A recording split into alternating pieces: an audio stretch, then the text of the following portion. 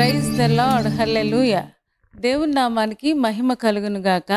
నేటి దేవుని మాట అనే శీర్షిక కోసం వేచి ఉన్న మీ అందరికీ కూడా యేసయ్య శక్తి కలిగిన నామములో మా ప్రేమ వందనాలు తెలియచేస్తూ ఉన్నాం. బాగున్నారా?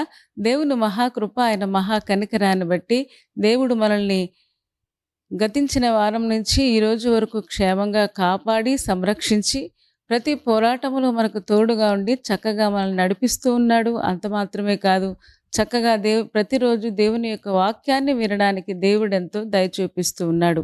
ఆ గొప్ప దేవునికి మహిమ కలుగును గాక.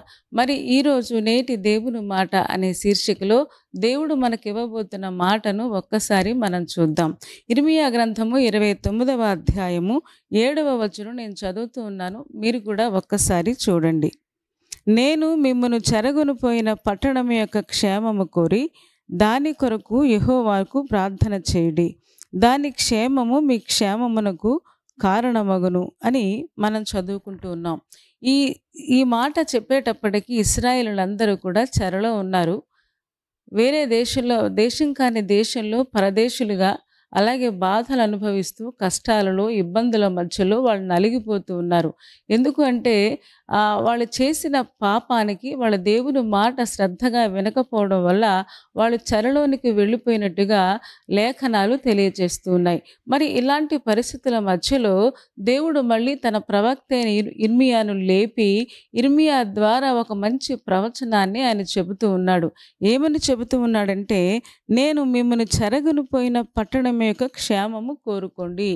ఏ దేశంలోకైతే మీరు, ఏ పట్టణంలోకైతే మీరు చెరగొని వెళ్ళిపోయారో, ఎవరైతే మిమ్మల్ని తీసుకొని వెళ్ళిపోయారో వాళ్ళ క్షేమాన్ని కోరుకోండి అని దేవుడు సెలవు ఇవ్వడం చాలా వింతగా అనిపిస్తుంది. సాధారణంగా మనల్ని ఎవరైనా ఇబ్బంది పెడితే, మనల్ని ఎవరైనా దోచుకుని వెళ్ళిపోతే, చెరలోకి తీసుకుని వెళ్ళిపోతే, కష్టాలలోకి ఇబ్బందులలోకి ఆ వ్యక్తులు కారణమైతే సాధారణంగా వాళ్ళ మీద మనకు చాలా కోపం ఉంటుంది, వాళ్ళ మీద చాలా ద్వేషం ఉంటుంది. వాళ్ళని ఏం చేద్దామా, వాళ్ళకు కూడా ఏదో ఒక రోజు క్షేమం జరగకూడదని, లేకపోతే వాళ్ళు కూడా సమస్యలలోకి, కష్టాలలోకి, ఇబ్బందులలోకి వెళ్ళిపోవాలని చాలా ప్రగాఢంగా మనం వాంఛిస్తూ ఉంటాం, అనుకుంటూ ఉంటాం. ఎందుకంటే మమ్మల్ని ఇబ్బంది పెట్టారు కాబట్టి వాళ్ళకు కూడా అలా జరగాలి, వాళ్ళకి రెండింతలు జరగాలి, మూడింతలు జరగాలి అని తెలియకుండానే వాళ్ళ మీద మనకి అక్కస్సు వస్తుంది, కోపం వస్తుంది, ద్వేషం వస్తుంది. కానీ దేవుడు చెబుతున్న మాట ఏంటి అంటే, మనం క్షేమంగా ఉండాలి అంటే ఎవరైతే మనల్ని చెరగొనిపోయారో, ఎవరైతే మనల్ని బాధ పెట్టారో, ఎవరైతే మనల్ని ఇబ్బంది పెడుతూ ఉన్నారో వారందరి క్షేమాన్ని మనం కోరి ప్రార్థన చెయ్యాలి అని దేవుడు సెలవిస్తూ ఉన్నారు. ఈ రోజున దేవుడు చెబుతున్న మాట చాలా కష్టమైన విషయమే, కానీ ఇది మనం చేయగలిగితే దాని క్షేమము మీ క్షేమానికి కారణమవుద్ది అని దేవుడు చెప్పడం మనం చూస్తూ ఉన్నాం. ఈ రోజున విశ్వాసులుగా మన ఇంటిలో కూడా కావచ్చు, బంధువుల మధ్యలో కావచ్చు, సంఘాలలో కావచ్చు, ఎక్కడ చూసినా ఏదో ఒక శ్రమ, ఏదో ఒక వేదన, ఏదో ఒక కష్టం. కొంతమంది చెబుతూ ఉంటారు, నా భర్త ఇలా చేస్తున్నాడు, లేదా భార్య ఇలా చేస్తుంది అని చాలా ఇబ్బంది పెడుతూ ఉన్నారు, పిల్లలు అలాగా, లేకపోతే బంధువులు అలాగా అని చాలామంది చెబుతూ ప్రార్థన చేయమని కోరుకుంటూ ఉంటారు. ఏమంటే అందరూ దైవజనులు ఎలాగూ ప్రార్థన చేస్తారు, దానికంటే కూడా మనం ఎవరమైతే శ్రమ అనుభవిస్తూ ఉన్నామో, ఎవరి ద్వారా అయితే ఆ శ్రమ వచ్చిందో వారి క్షేమం కోసం మనం ప్రార్థన చెయ్యాలి అని దేవుడు మనతో సెలవిస్తూ ఉన్నాడు. ఇక్కడ చాలా స్పష్టంగా, నేను మిమ్మును చెరగొనిపోయిన పట్టణం యొక్క క్షేమము కోరుకోండి, దాని కొరకు యెహోవాకు ప్రార్థన చేయండి. దానికోసం మీరు ప్రార్థన చేస్తే దాని క్షేమము మీ క్షేమమునకు కారణమగును అని చెప్పడం మనం చూస్తూ ఉన్నాం. అంటే మన కుటుంబాలు క్షేమంగా ఉండాలి, మనం క్షేమంగా ఉండాలి, లేకపోతే మన పరిస్థితులన్నీ చక్కగా ఉండాలి అంటే తప్పకుండా ఎవరైతే మనల్ని ఇబ్బందులు పాలు చేస్తూ ఉన్నారో, ఎవరైతే ఈ రోజున ఇబ్బందులు పడడానికి కారణమయ్యారో వారి క్షేమం మనం కోరుకోవాలని ఇర్మీయా భక్తుడి ద్వారా దేవుడు ఈ రోజున మనతో మాట్లాడుతూ ఉన్నాడు. నిజమే, మనుషులుగా మనకు చాలా బాధ ఉంటుంది, వేదన ఉంటుంది. ఈ రోజు నేను నష్టాలలోకి వెళ్ళిపోవడానికి కారణం ఆ మనిషి కదా, ఆ వ్యక్తి కదా, నన్ను బాధ పెట్టింది వీళ్ళు కదా అని తెలియకుండానే వాళ్ళ మీద చాలా వేదన, బాధ ఉంటది. కానీ దేవుడు మనకిస్తున్న మాట ఏంటి అంటే, మీకు మళ్ళీ క్షేమాన్ని ఇస్తాను. మీరెప్పుడూ ఆ చెరలోనే ఉండిపోరు. ఆ కష్టంలోనే ఉండిపోరు. ఆ సమస్యలలోనే అలాగే ఉండిపోరు. మీరు విడుదల చెందాలి అంటే, విడుదలవ్వాలి అంటే తప్పకుండా మిమ్మల్ని ఎవరైతే ఇబ్బంది పెడుతూ ఉన్నారో వారి క్షేమం కోసం మీరు ప్రార్థన చేయండి. తప్పకుండా ఆ చెర నుంచి, ఆ బాధ నుంచి, ఆ సమస్య నుంచి మిమ్మల్ని విడిపిస్తాను అని దేవుడు సెలవివ్వడం చాలా సంతోషంగా అనిపిస్తూ ఉంది గదా! మనం ఒక మాట మనం చూద్దాం. రాజుల 2వ గ్రంథము 5వ అధ్యాయంలో మనం చూడగలిగితే అక్కడ రాయబడిన మాట ఏంటి అంటే 5వ అధ్యాయము నేను చదువుతూ ఉన్నాను. మీరు కూడా చూడండి ఒక్కసారి. 2వ వచనం, 3వ వచనం చదువుతూ ఉన్నాను. సిరియనులు గుంపు గుంపులుగా బయలుదేరి ఇశ్రాయేలు దేశము మీదికి పోయి ఉండిరి.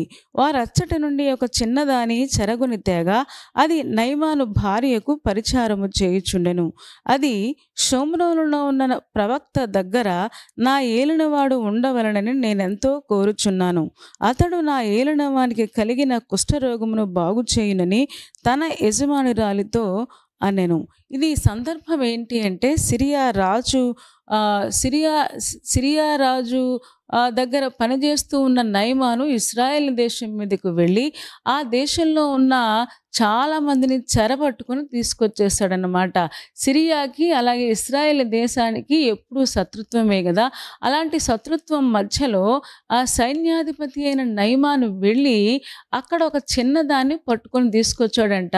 చాలామంది వచ్చారు. అందులో ఒక చిన్న అమ్మాయిని పట్టుకొని తీసుకొని వస్తే ఆ చిన్నమ్మాయి తన ఇంటిలో పెట్టుకున్నాడు. తన భార్యకు పరిచారం చేస్తుంది. నేను అనుకుంటాను ఆ అమ్మాయికి మరి తల్లిదండ్రులు ఉన్నారో లేదో, లేకపోతే తల్లిదండ్రులకు దూరంగా, లేకపోతే బంధువులకు దూరంగా, దేశానికి దూరంగా, వాళ్ళ యొక్క సంతోషానికి దూరంగా ఈ చిన్న అమ్మాయిని పట్టుకొని నయమాను వాళ్ళ దేశానికి తీసుకొని వచ్చేస్తే ఇక్కడ చిన్న అమ్మాయికి ఉన్న మంచి మనసు మనం చూద్దాము. 3వ వచనం నేను చదువుతూ ఉన్నాను. అది షోమ్రోనులో ఉన్న ప్రవక్త దగ్గర నా ఏలినవాడు ఉండవలనని నేనెంతో కోరుచున్నాను. అతడు నా ఏలినవానికి కలిగిన కుష్ఠరోగమును బాగు చేయనని తన యజమానురాలితో అని చెప్పింది అంట. ఎక్కడైతే పనిచేస్తూ ఉందో ఆ యజమానురాలితో చెబుతూ ఉంది, ఈ నయమానికి కుష్ఠరోగం ఉంది కదా, ఈ కుష్ఠరోగం పోవాలి అంటే మా దేశంలో ప్రవక్తలు ఉన్నారు, మా దేశంలో దైవజనులు ఉన్నారు, మా దేశంలో ప్రవక్తలు ప్రార్థన చేస్తే, దైవజనులు ప్రార్థన చేస్తే తప్పకుండా దేవుడు కరుణించి అది ఎంత కష్టమైన వ్యాధి అయినా, అది ఎలాంటి పరిస్థితి అయినా సరే తప్పకుండా మేము నమ్మిన దేవుడు మార్చగలడు. మేము నమ్మిన దేవుడు ఆ వ్యాధుల నుంచి, బాధల నుంచి విడుదల ఇవ్వగలడు అని యజమానురాలతో అంటే నయమాను భార్యతో చెబుతుంది. ఆమెనొక బానిసగా, పనిపిల్లగా వాళ్ళు చూస్తూ ఉన్నారు. నేను అనుకుంటాను వాళ్ళ దేశంలో తల్లిదండ్రులకు మరి ఒక్కతే కుమార్తెమో మనకు తెలీదు. మరి అలా వాళ్ళ దేశంలో ఎంత సంతోషంగా ఉండేదో, లేకపోతే ఎంత చలాకీగా ఉండేదో, లేకపోతే ఎంత గారాబంగా వాళ్ళ దగ్గర పెరిగిందో మనకు తెలియదు. కానీ అలాంటి పరిస్థితుల మధ్యలో ఈమెను నయమాను తీసుకొని వచ్చేసాడు. తీసుకొని వచ్చేస్తే ఇప్పుడు ఈ అమ్మాయికి ఉన్న మంచి మనసు మనం చూద్దాం.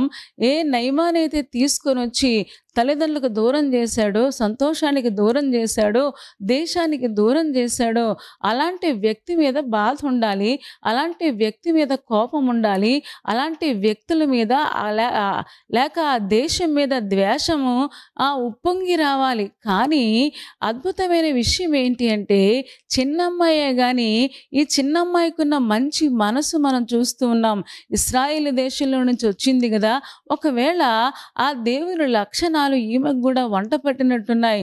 ఈమె అంటూ ఉంది, ఎలాగైనా సరే నా ఏలినవాడైన నయమాను మా దేశంలో ఉన్న ప్రవక్త దగ్గర ఉండాలని నేనెంతో కోరుచున్నాను అని చెప్పడం మనం చూస్తూ ఉన్నాం.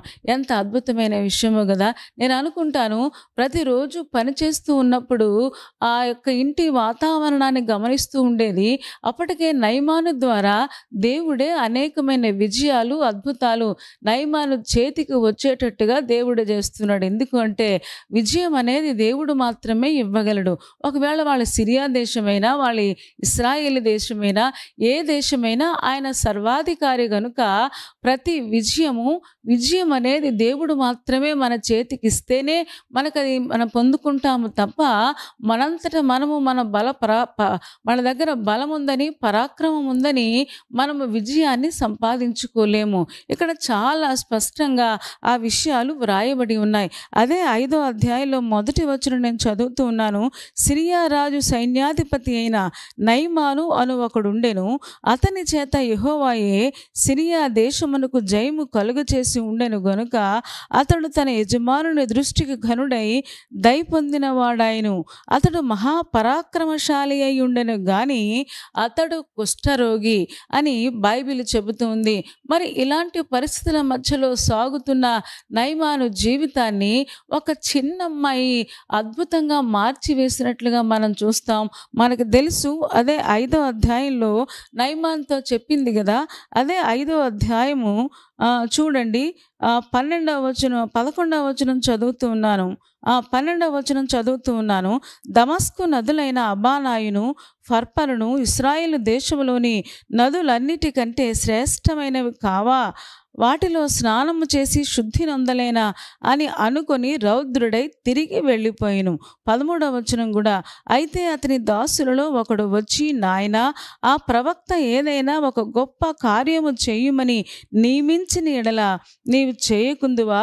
అయితే స్నానము చేసి శుద్ధుడవు కమ్మను మాట దానికంటే మేలు కాదా అని చెప్పినప్పుడు అతడు పోయి దైవజనుడు చెప్పినట్లు యొర్దాను నదిలో 7 మారులు మునుగగా అతని దేహము పసిపిల్ల దేహము వలనై అతడు శుద్ధుడాయెను అని మనం చదువుతూ ఉన్నాం. మొత్తం మీద ఇశ్రాయేలు దేశానికి మళ్ళీ వెళ్ళాడు. ఇప్పుడు వాళ్ళ మీద పోరాటానికి వెళ్ళలేదు కానీ ఆ దేశంలో ఉన్న ప్రవక్త అయిన ఎలీషా దగ్గరికి ఈ అమ్మాయి వెళ్ళమని చెప్పింది కదా. మొత్తం మీద వాకపు చేసి రాజుగారి దగ్గర ఆ యొక్క సిఫారసు పత్రిక తీసుకొని ఆ దేశానికి వెళ్ళి ఎలీషాను కలిసినప్పుడు ఎలీషా ఏమని చెప్తారంటే, ప్రవక్త అయిన ఎలీషా వెళ్ళి యొర్దాను నదిలో 7 మారులు మునుగుమని చెప్తే ఆయన మునిగాడు. ముందు కోపం తెచ్చుకున్నాడు, తర్వాత మళ్ళీ మునిగినట్టుగా మనం చూస్తాం. మునిగిన తర్వాత దేవుడు అద్భుతంగా ఆ నయమానును స్వస్థపరిచినట్లుగా, ఆ చిన్న పిల్ల దేహములాగా అతని దేహం అయిపోయినట్లుగా మనం చూస్తూ ఉన్నాం. ఏమంటే ఇంత అద్భుతానికి కారణం ఎవరు అంటే చెరగొనిపోయిన ఒక చిన్నది, సిరియా దేశంలో ఉన్న ఒక చిన్నది ఈ నయమాను విషయంలో శ్రద్ధ తీసుకుంది. అందుకనే దేవుడు చెబుతూ ఉన్నాడు, మీరు చెరగొనిపోయిన దేశం యొక్క క్షేమం కోసం మీరు యెహోవాకు ప్రార్థన చేయండి. ప్రార్థన చేస్తే తప్పకుండా దాని క్షేమము మీకు కూడా క్షేమానికి కారణమవుతుంది అని చెప్పడం మనం చూస్తూ ఉన్నాం. ఈ రోజున మనం కూడా చాలాసార్లు ఇతరులు మనకి ఇబ్బందులు కలిగిస్తే, సమస్యలు వస్తే, లేకపోతే మనము కూడా చెరలోనికి, బాధలోనికి, సమస్యల్లోనికి వెళ్ళిపోతే ఎవరైతే ఈ నష్టానికి కారణమయ్యారో వాళ్ళ గురించిన బాధ, ద్వేషము, పగ మన మనస్సులో పెట్టుకుంటాం. వాళ్ళకు అందరి కోసం ప్రార్థన చేస్తాం కానీ వాళ్ళ కోసం ప్రార్థన చేయాలంటే మన మనస్సు రాదు కదా. మరి అలాంటి పరిస్థితుల మధ్యలో దేవుడు ఈ రోజున మనకు సెలవిస్తున్న మాట, మిమ్మల్ని ఎవరైతే ఇబ్బంది పెడుతూ ఉన్నారో, మీ నష్టానికి ఎవరైతే కారణమయ్యారో, ఎవరైతే మిమ్మల్ని తోలనాడుతూ ఉన్నారో అలాంటి వారి క్షేమము కోరి ప్రార్థన చేయండి అని దేవుడు మనతో ఈరోజు సెలవిస్తూ ఉన్నాడు. అలా ప్రార్థన చేయడం వల్ల వాళ్ళ క్షేమము మన క్షేమానికి కారణమవుతుంది. ఒకవేళ ఆలోచించండి, వీళ్ళు ఏ దేశంలోకి అయితే చెరలోనికి వెళ్ళిపోయారో ఆ దేశంలో ఒకవేళ పంటలు పండలేదనుకోండి, వర్షాలు కురవలేదనుకోండి, ఒకవేళ బీడు భూముల్లాగా ఆ దేశమంతా అయిపోయిందనుకోండి, ఆ దేశంలో ఉన్న వాళ్ళు ఇబ్బంది పడతారు. చెరలో ఉన్న వీళ్ళు ఇశ్రాయేలుని మరింత ఇబ్బంది పడే అవకాశం లేకపోలేదు కదా. అందుకనే దేవుణ్ణి వేడుకోండి, యెహోవాకు ప్రార్థన చేయండి. ఆ వర్షాలు పడేటట్టుగా, పంటలు పండేటట్టుగా, ఆ దేశంలో రాజు మొదలుకొని అందరూ క్షేమంగా, ఆరోగ్యంగా, ఆనందంగా, ప్రతి కుటుంబం సంతోషంగా ఉండేలాగా మీరు ప్రార్థన చేయండి. ఒకవేళ వాళ్ళ మనసులో సంతోషం ఉందనుకోండి, దేవుడు ఏమైనా అద్భుతం చేసి మిమ్మల్ని మళ్ళీ చెర నుంచి విడిపించడానికి వాళ్ళకు ఒకవేళ మంచి మనసు రావచ్చు కదా. దేవుడు అంత అద్భుతాన్ని చేయగలడు కదా. కాబట్టి మీరు ప్రార్థన చెయ్యండి అని దేవుడు చెప్పడం మనం చూస్తూ ఉన్నాం. యేసు ప్రభువు కూడా ఆయన్ని తిడుతున్న వారిని, ఉమ్మి వేస్తున్న వారిని, చంపలు పెరుగుతున్న వారిని చూసి, తండ్రి వీరేమి చేయుచున్నారో వీరెరుగరు గనుక వీరిని క్షమించుము అని చెప్పడం, ఆ ప్రార్థన ద్వారా ఆ ప్రక్కనే అప్పటి వరకు దూషించిన దొంగ మారిపోవడం, మన చుట్టూ ఉన్న అనేక మందిలో ఆశ్చర్యాన్ని గొలిపించడం మనం చూస్తూ ఉన్నాం. ఈ రోజున విశ్వాసులుగా మనము కూడా ఇది నేర్చుకోవలసిన వారమై ఉన్నాం.